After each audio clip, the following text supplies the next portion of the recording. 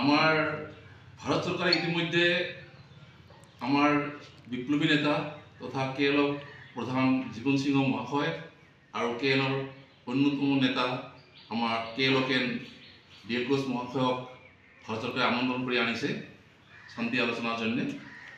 তে শান্তিপূর্ণ রাজনৈতিক যেটা আলোচনা আমি দেখিছোঁ এই আলোচনাটা বহু লেহেমীয়া হয়ে আছে।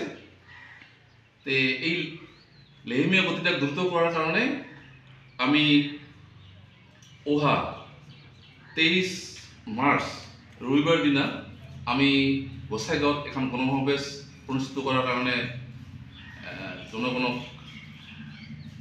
জ্ঞাত করলুম।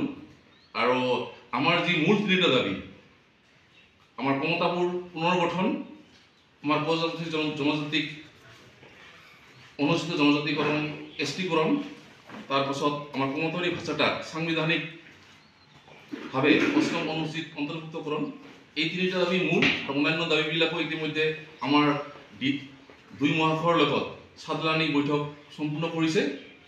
গতিকে আমার এই চেকতে আমার কমতাপুরী জনগণক আমি আহ্বান জানাম অহা 23 মার্চ রবিবার দিনা সবাই আমাক সহযোগ করার কারণে আটুস আর আবদার জানালুম। আর লগতে আমি আমার KSDC তৰফৰ সবাইকে ধন্যবাদ জ্ঞাপন কৰলুম। ধন্যবাদ।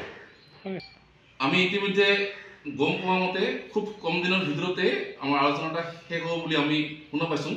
কিন্তু সরকারে যেহেতু রাইজে ইতিমধ্যে অবগত হয়েছে বহুত দেরি হয়ে আছে আর রাইজ খুব ক্ষোভিত হয়ে আছে, কারণ আমার রাজবংশী জনগণ তথা কমতাপুরী জনগণ কিন্তু একটা একদম সর্বহারার দিশে গতি কৰিছে।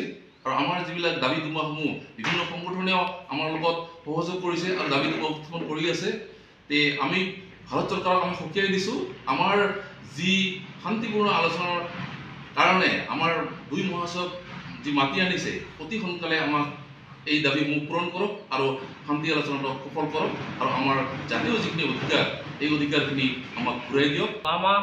আমাৰ জাতীয় যে সমস্যা জনজাতিকৰণ, কমতাপুৰ ৰাজ্য উদ্ধাৰ আৰ ভাষা স্বীকৃতিৰ ক্ষেত্ৰত সৰকাৰে প্ৰতিটো ৰাজনীতি দলে আমাক প্ৰতাৰণা কৰি আছিল।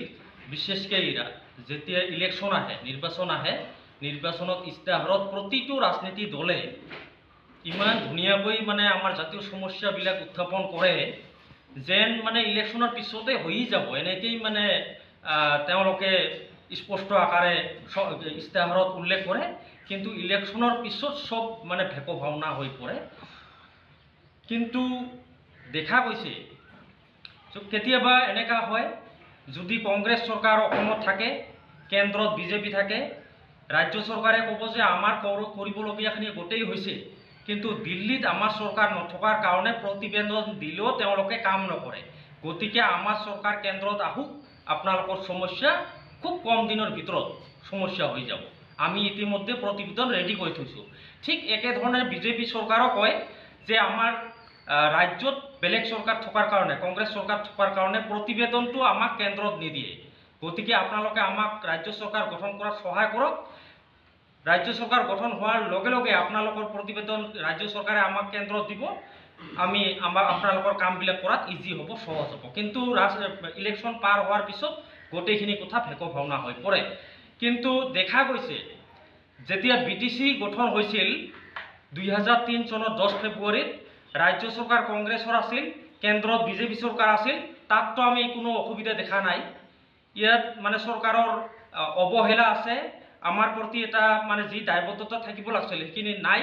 কিন্তু শেহতীয়াভাৱে আমি দেখা পাইছোঁ যে আমাৰ প্ৰধানমন্ত্ৰী মোদীজি, ভাৰত সৰকাৰেৰ গৃহমন্ত্ৰী অমিত শাহজি, তেওঁলোকৰ তৎপৰতাত আমাৰ KL প্ৰধান জীবন সিংহ মহাশয়ক 2023 চনৰ 17 জানুৱাৰীত ভাৰতত প্ৰত্যাপন কৰে। আৰ এই ক্ষেত্ৰত অসমৰ মুখ্যমন্ত্ৰী ডক্টৰ হিমন্ত বিশ্ব শৰ্মাই বিশেষভাবে দায়িত্ব গ্ৰহণ কৰে আমাৰ KL প্ৰধান জীবন সিং মহাশয়ক ভাৰতত লৈ আহে। তাৰপিছত KL DL ঘোষ মহাশয়কো ভারতত প্রত্যাপন করে, তেওঁলোকক যোগাযোগ করে আনে। আমি ভাল পাইছোঁ, আমি ধন্যবাদ জনাইছোঁ। যাতে অকল আনি তেওঁলোকক ৰাখিলে নহ'ব, ছয়বাৰ আলোচনা কৰিছে বুলি আমি শুনিছোঁ, কিন্তু আলোচনা লেহেমীয়া গতিত চলি আছে। যাতে ক্ষিপ্ৰতাৰে আলোচনা কৰি আমাৰ জাতীয় সমস্যাবোৰ সমাধান কৰে, এই ক্ষেত্ৰত আমি ভাৰত চৰকাৰক, অসম চৰকাৰক অনুৰোধ জনাইছোঁ। তেওঁলোকে যি সন্মান সহকাৰে আমাক আমাৰ জাতীয় সংগঠন KLৰ প্ৰধান জীৱন সিং মহাশয় আৰু DL কোচ মহাশয়ক যি ধৰণে সন্মান সহকাৰে তেওঁলোকে আনিছে, আমি খুব ভাল পাইছোঁ, তেওঁলোকক অভিনন্দন জনাইছোঁ। কিন্তু বাকী কামখিনিও যাতে তেওঁলোকে খুব ক্ষিপ্ৰতাৰে কৰে, চুক্তিবদ্ধ কৰে, আমাৰ যি কমতাপুৰ ৰাজ্য জনজাতিকৰণ, ভাষা স্বীকৃতি, এইখিনি যাতে ব্যৱস্থা কৰে। আৰু KLৰ যিবিলাক কেডাৰ আছে, মৃত্যু হ'ল তেওঁলোকৰ পৰিয়ালবোৰক যাতে উচিত সুবিধাখিনি দিয়ে, আৰু যিবিলাক KLO যোদ্ধা আছে, কেডাৰ আছে, তেওঁলোককো যাতে সংস্থাপন দিয়ে, এইখিনি আমি অনুৰোধ জনাইছোঁ। আৰু আমি আমাৰ কোচ ৰাজবংশী ৰাইজক আমি অনুৰোধ জনাইছোঁ, আপোনালোকে কেৱল কৈ থাকিলে নহ'ব, হাত সাউতি থাকিলে নহ'ব, আপোনালোকৰ কৰিবলগীয়া বহুত আছে। আমাৰ মিডিয়া ভাইসকলক আমি ধন্যবাদ জনাইছোঁ। মিডিয়া ভাইসকলে যেতিয়া KLO প্ৰধান জীৱন সিংহ মহাশয়, DL কোচ মহাশয় ভাৰতত প্ৰদান কৰাৰ আগমুহূৰ্তত তেওঁলোকে বিশেষ এটা ভূমিকা লৈছিল, আমি ধন্যবাদ জনাইছোঁ। কিন্তু আমাৰ ৰাইজৰো বহুত কৰিবলগীয়া আছে। ৰাইজে হাত সাউতি বহি থাকিলে নহ'ব। অহা 23 মাৰ্চত এখন গণসমাৱেশ আমাৰ আয়োজন কৰা হৈছে কোকৰাঝাৰ জিলা কমতাপুৰ ষ্টেট ডিমাণ্ড কাউন্সিলৰ তৰফৰ পৰা। এই গণসমাৱেশত যাতে একত্ৰিত হৈ গোটেই কোচ ৰাজবংশী জনগণ যাতে আমি চৰকাৰক দেখুৱাই দিব পাৰোঁ যে যদি আলোচনা ভেক ভাওনা হয় বা লেহেমীয়া গতিত চলি থাকে, তেতিয়াহ'লে 23 তাৰিখৰ পিছত যাতে আমি চৰকাৰক আমি আমাৰ শক্তি দেখুৱাই দিব পাৰোঁ। সেইকাৰণে কোচ ৰাজবংশী জনগোষ্ঠীক আমি অনুৰোধ জনাইছোঁ যাতে চবে 23 তাৰিখত আহি আমাৰ যি এটা জনজাগৰণ, এইটো যাতে আমি চৰকাৰক দেখুৱাই দিব পাৰোঁ, এইখিনি মই ৰাইজক অনুৰোধ জনাইছোঁ। ধন্যবাদ। তো আমার মাত্র একটা প্রশ্ন যে সরকারের শান্তিপূর্ণ আলোচনাটো ইমান মোটামুটি গুরুত্ব প্রদান করা নাই বুলিও আমার জনতায় অনুভব কৰিছে। তো গতিকে আমি যিখন গণসমাৱেশ পাতিছোঁ অহা 23 মাৰ্চত, এই গণসমাৱেশৰ জৰিয়তে আমি ভাৰত চৰকাৰৰ ৰাষ্ট্ৰপতি আৰু প্ৰধানমন্ত্ৰী আৰু স্বৰাষ্ট্ৰমন্ত্ৰী আমি এখন মেমৰেণ্ডাম দিম। মেমৰেণ্ডাম দিয়াৰ পিছত আমি স্পষ্টকৈ সেইদিনাখনে আমি আমাৰ জনতাই ৰায় দিব অনাগত দিনত কি কৰিবলগীয়া আছে। যদি আমাৰ জনতাৰ ওপৰত কোনো ধৰণৰ আমাৰ কেন্দ্ৰীয় চৰকাৰে ব্যৱস্থা গ্ৰহণ নকৰে, যিখিনি জনতাই বিচাৰি আছে, আমাৰ KLৰ শান্তি আলোচনাটো অতি সোনকালে হ'ব লাগে।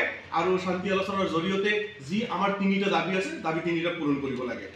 এই দাবী পূৰণত যদি চৰকাৰে আমাক মোটামুটি সেয়া প্ৰতিপন্ন কৰে, তেনেহ'লে জনতাক আমি এৰি দিম। জনতাই যি বিচাৰ কৰিব, এইটোই আমাৰ সংগঠনে ঠিক সেই ধাৰামতে চলিব। এইখিনি মই আহ্বান কৰিছোঁ। আৰু আজিৰ প্ৰেছ মিটৰ জৰিয়তে মই সকলোকে আহ্বান কৰিছোঁ যে আমাৰ এই 23 তাৰিখৰ গণসমাৱেশত যাতে আমাৰ দলে দলে জাতি বৰ্ণ ধৰ্ম নিৰ্বিশেষে সকলে যাতে পাৰ্টিচিপেট কৰে।